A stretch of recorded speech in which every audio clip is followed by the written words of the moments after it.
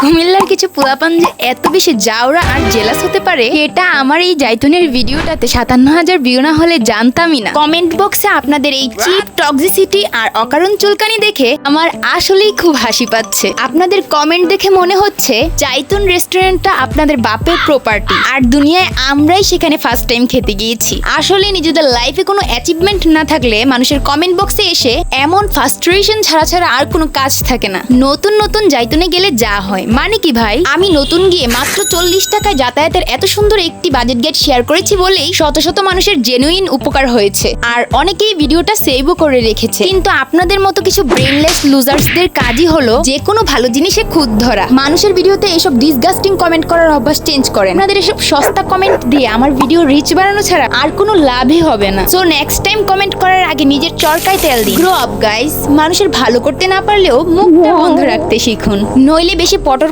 করলে এক্কেরে Sunday Monday close করে দিন। Get life losers.